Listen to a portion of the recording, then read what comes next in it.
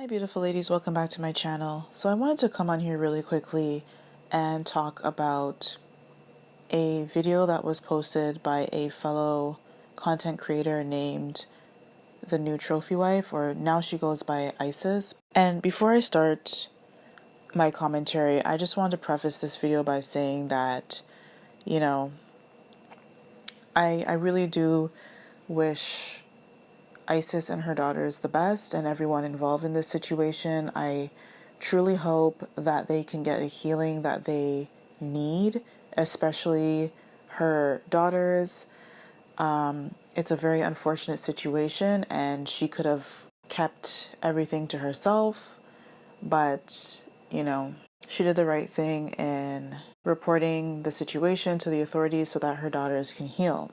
The New Trophy Wife, or Isis, is a dating coach, content creator who pretty much gives advice or gave advice to women on how to level up so that they could get hypergamous relationships with wealthy men. She has a small following. She has like a decent enough following here on YouTube. Honestly, nothing really significant about her content, to be honest. Like, it's pretty much the same talking points that you hear on social media about dating men of means, only going after men for a bag and making sure that he pays your bills and whatever.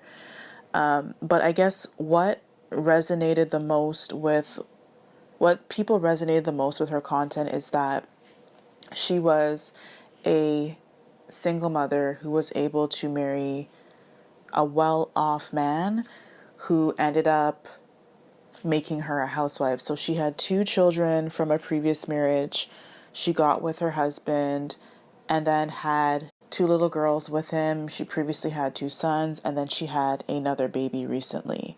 And so this was significant because her content pretty much came out during a time where the red pill losers were pretty much telling single mothers that there was no hope for them. They were not worthy and deserving of love.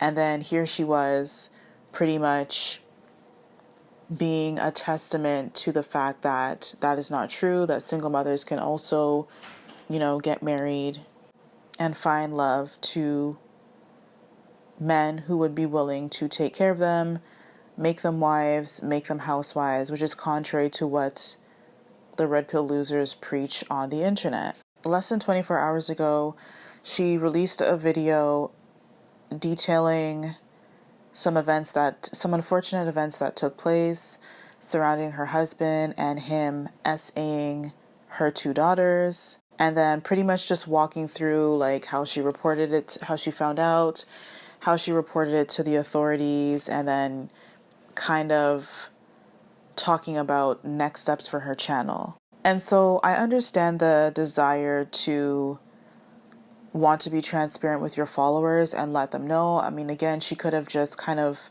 swept it under the rug and like not let anybody know. I don't think that people are entitled to know any content creator's business like that, especially something like this. But at the same time, there are a couple things that I've noticed in the delivery of her message, and I'd like to give her the benefit of the doubt and think that she's possibly still processing the situation, and maybe there's just still a factor of shock, and so she's not really thinking clearly. But sis, why post a video like this on social media? Like, you can go find the video yourself and review it, but she pretty much detailed some pretty graphic things about her 2 daughters. And honestly, information like that should be left privately, should be made privately. She could have just said, hey, the marriage ended, or, there was some abuse and I just walked away for the better well-being of myself and my children, and just left it at that. But she went in and just talking about who was involved, where it happened, crying on the internet. And it's like, obviously not blaming her for what happened, but honestly, giving such explicit details can further endanger the well-being of any child and could be seen as predatory because you're giving such an explicit account. If you want to talk about what happened to you as an individual, whatever, you're grown, you can do your own thing. But I think that there needs to be a certain level of care when it comes to children, because obviously they're vulnerable, they cannot fend for themselves. And so giving such explicit details on the internet, quite frankly, for views, really kind of just rubbed me the wrong way, especially since like her children's faces are on social media. So like anybody can see this video, anyone, their peers, their teachers, anyone in the neighborhood, first of all, can see like what happened and know explicit details, and then further stigmatize and ostracize your children. So it's like now everyone kind of knows about what happened to those girls. And, that's likely something that the girls probably would want to keep private as they get older. And knowing that their mom kind of posted that online, honestly, if I was them growing up, like that would anger me, because it's like I should be able to decide if and when I want to share personal details like this. And that kind of was taken away from them at such a young age. And so now they have to kind of grapple with a very private matter becoming public for everyone to see. And another thing, just in general, be careful of who you take your information from, all right? Everything that you see, all that glitters is not gold. Don't believe everything that you see online. Even with me, everything that I say on this channel, everyone else that you watch, always fact check, because anyone can come on the internet and say whatever for views. The pandemic kind of turned social media. It existed before the pandemic, but it really kind of just bolstered clout chasing to like a whole new level, because I guess people were stuck inside for so long, and so they had nothing better to do but to overshare. And once we saw that oversharing turned to views, which turned to notoriety, clout, money, people are kind of doing it now left, right, and center. And so, I mean, first of all, this young lady, she met her husband. I think she only knew him for like a week or a month before they got married.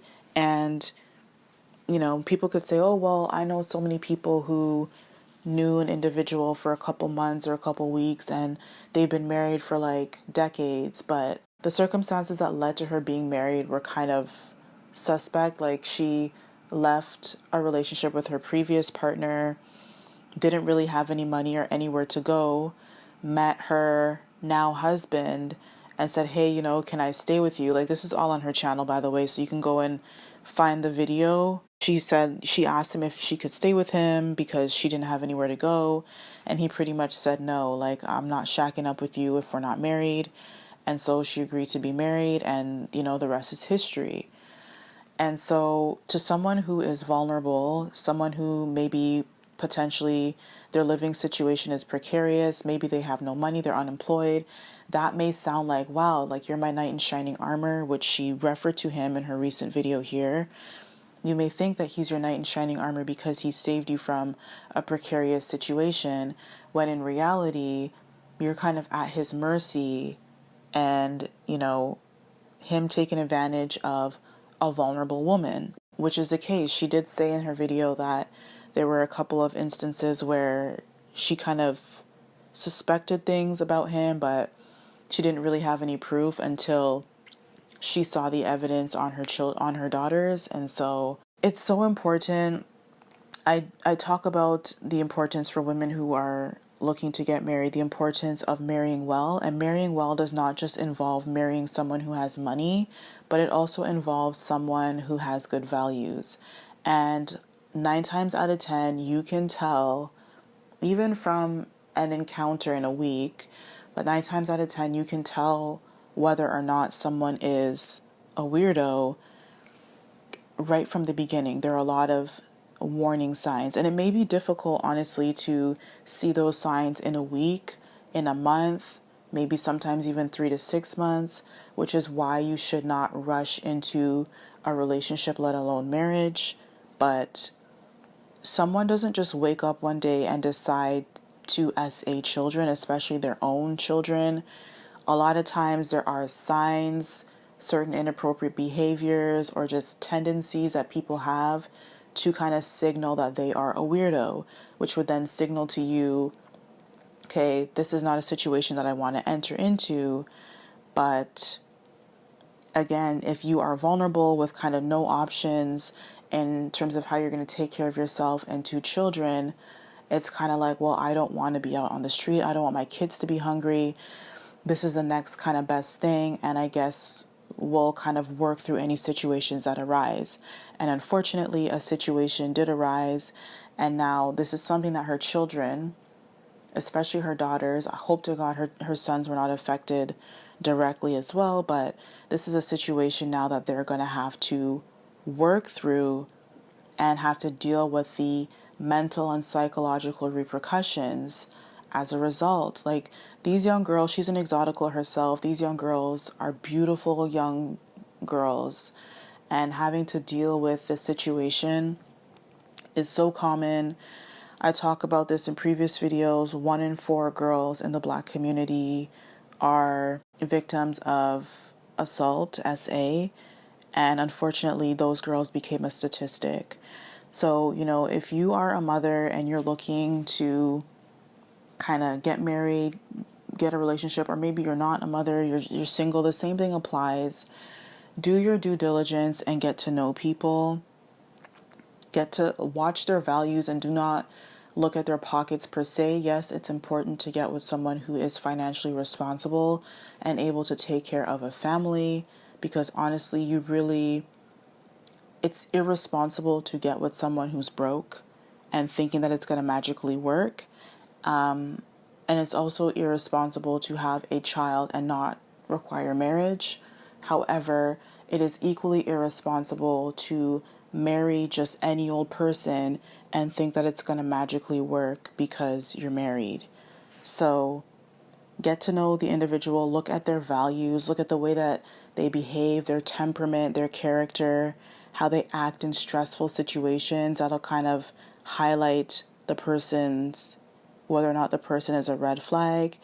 Do a background check. In a lot of states, they offer so many options to find things out. Sometimes you can do a simple Google search. Google full legal. If you do not know the person's full legal name, then, and they're not willing to disclose that to you, I mean, that's a pretty clear indication that they're hiding something. But you can Google the person's full name, use aliases, run their phone number through the system, run their address, and see if there's any news articles or whatever coming up.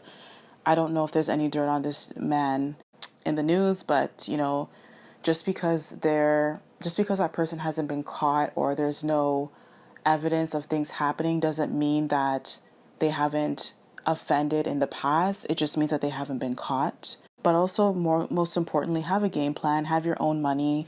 One thing that I noticed about this young lady, even before, I used to follow her very briefly when she first came out, but one thing that I noticed is that she used to cosplay like Shira 7. Like, she would kind of adopt her mannerism. If you go and look at some of her videos on TikTok, she kind of uses like the same facial expression. Sometimes she'll use the same tone. Sometimes she'll dress like her, to the point that people called her a mini Shira. But it's like, Shira 7 would always talk about the importance of having your own money, even as a housewife. Requiring him to, whether that's putting some money away that you get into savings or investments so that you're not kind of at his mercy, is so important. Or, kind of having a side hustle, like how Shira 7, she has YouTube and other things going for herself. So in the event that your husband decides to be a loser, you have something to fall back on. But, she's a wife, so at least now she stands to get alimony and child support, especially since the authorities and apparently CPS are involved. So she kind of has a strong case, and the courts do tend to rule in favor of women who are in, and children who are in situations like this. She didn't say whether or not she's going to get a divorce. I mean, the choice is hers. I would highly recommend it, but, some people don't. If she does get a divorce, I don't know if she will get half of his assets or even close to it, because a man like that is very calculating, and I wouldn't be surprised if he made her sign a prenup. So at this case, any good lawyer would honestly take up her case. She's a housewife who kind of gave up her career or gave up the opportunity to work so that she could stay home and take care of him and his children. And now, her children are victims and she's without money and provision. So she can easily get a good payment each month, but maybe she won't get any of his assets if he made her sign a prenup, which someone like that would. The man seems to be a man of means, enough to be able to take care of a family of 6 and now 7. So someone like that is not stupid. They know the law very well, and they tend to target people accordingly because they know the law and they know how to work around it. So again, I wish this young lady all the best. I hope that her children are getting the healing that they deserve. It's going to be a long journey for the family, but I hope she does the right thing moving forward. Keep those babies off of social media. Thank you so much for watching. Let me know what you think about this one down below in the comments, and I will see you in the next video.